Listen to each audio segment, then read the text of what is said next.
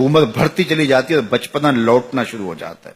وَمَن نُعَمِّرْهُ نُنَكِّسُهُ فِي الْخَلْقِ، سورہ یاسین میں ارشاد فرمایا جب ہم کو لمبی عمر دیتے ہیں کسی کو تو اس کو بچپن کی طرف پھر پلٹا دیتے ہیں.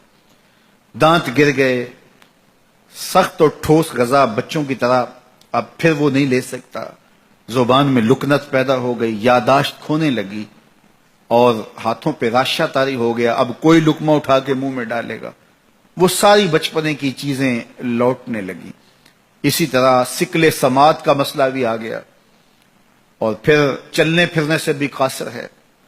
بول و براز چارپائی پہ ہے جس طرح بچپن میں ہوتا ہے، تھوڑا سا چلے بھی تو چارپائی کو پکڑ کے تھام کے چلتا ہے، ٹھوس غذائیں نہیں کھا پاتا، اعضاء اس کے کمزور ہوتے ہیں، مدمحل ہوتے ہیں.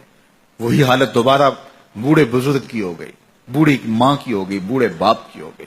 اب ان کو بھی نرم لقمے شوربے میں بھگو کے منہ میں ڈالنے پڑتے ہیں، منہ میں دانت نہیں ہے کہ چبا سکیں.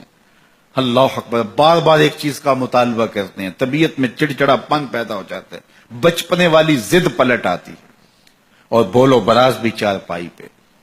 اب بوڑھے ماں باپ کے خدمت گزار بچے ان کو اٹھاتے ہیں اور ان کو دھوتے ہیں اور پھر وہاں چارپائی پہ ڈالتے ہیں. لیکن اس تعفن سے، اس بدبو سے جو بول و براز کی وجہ سے پیدا ہوئی، اپنی ناک پہ کپڑا رکھ لیتے ہیں. تو بوڑھے ماں باپ حساسیت کی وجہ سے یہ سوچتے ہیں کہ میری اولاد اب مجھ سے نفرت کر رہی ہے. تو اف کے زمرے میں علماء نے لکھا ہے کہ بدبو سہ لو، ناک پہ کپڑا نہ رکھو، چونکہ ان کو اس کی بھی تکلیف نہ ہو. جب چھوٹے بچے کو ماں دھوتی ہے تو اس وقت کپڑا ناک پہ نہیں رکھتی، بدبو آ رہی ہوتی ہے، لیکن یہ ماں کا پیار ہوتا ہے. تو بوڑھا ہو جائے تو پھر ناک پہ کپڑا رکھے تو بچپنے والی عمر لوٹ آئی ہے، تو ان کے ذہن میں یہ خیال آ سکتا ہے. تو تعفیف کے زمرے میں لکھا گیا کہ ناک پہ کپڑا بھی نہ رکھے، بدبو سہ لے، تکلیف گوارا کر لے، لیکن ان کو اس کا احساس بھی نہ ہونے دے. اللہ اکبر. جب بچہ ہوتا ہے تو توتلی باتیں کرتا ہے، تو وہ باتیں ماں باپ کے لیے خوشی کا سبب ہوتی ہیں. سارے بہن بھائی خوش ہوتے ہیں، اس کی توتلی باتوں سے ایک تسکین ہوتی ہے ان کو. لیکن بوڑھا جب توتلی باتیں کرنے لگے، لہجہ ٹوٹا ہو جائے تو بعض کا بچے ہنستے ہیں. تو جس طرح توتلی باتوں کا لاڈ ماں باپ دیکھتے ہیں، بوڑھے کے توتلے لہجے کے بھی لاڈ دیکھے جائیں. یہ کلمہ تعفیف کے زمرے میں آتا ہے. تو کہا ان کے سامنے اف بھی نہ کہو اور ان کی تعظیم کرو، اپنے بازو سکیڑ دو. جو کہا گیا نا کہ اپنے بازو ان کے سامنے سکیڑ دو، یہ پرندہ جب اڑتا ہے فضا میں، اڑان بھرتا ہے تو وہ بازو پھیلاتا ہے اور پھر ان کو جنبش کر کے آگے بڑھتا ہے. لیکن جب اس نے دوبارہ زمین پہ آنا ہے تو بازوؤں کو سکیڑنا شروع کر دیتا ہے. تو جب بازو سکیڑتا ہے تو وہ زمین پہ آ جاتا ہے. تو کہا والدین کے پاس جب آؤ تو بازو سکیڑ لو.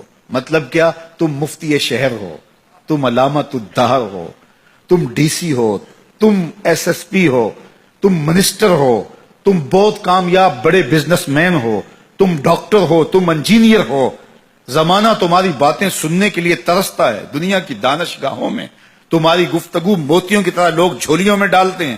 تمہیں پروٹوکول دیا جاتا ہے، عزت ہوتی ہے، تکریم ہوتی ہے، تمہارے نام کے نعرے لگتے ہیں، پھول پھینکے جاتے ہیں، تمہارے لیے ریڈ قالین بچھائے جاتے ہیں. دنیا تمہیں تکریم دیتی ہے، لیکن اڑو، عزت پاؤ. لیکن جب ماں کی گود میں آؤ پھر پر سمیٹ لو. اب ڈاکٹر بن کے نہ آنا، اب بزنس مین بن کے نہ آنا، اب مفتی شہر بن کے نہ آنا، اب علامت الدہر اور فہامت الزماں بن کے نہ آنا، اب بیٹا بن کے ماں کے قدموں میں آگے بیٹھنا.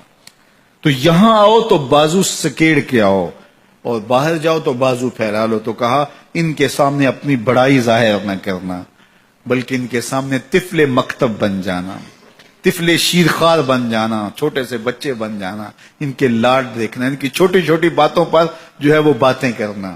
اللہ اکبر. یہ نہ سوچنا میں اتنا بڑا ڈاکٹر ہوں اور میں اس عنوان سے کتنے بڑے جو ہے وہ ضخیم اور علمی اور نکتہ رس دروس دیتا ہوں اور ان کے ٹوٹے ٹوٹے لہجوں پہ بات کرتا ہوں. یہی تو حسن ہے، یہی تو تمہارا جمال ہے.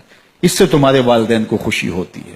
ان کی عزت کرو، ان کی تکریم بجا لاؤ اور ان کی ضروریات کا خیال رکھو.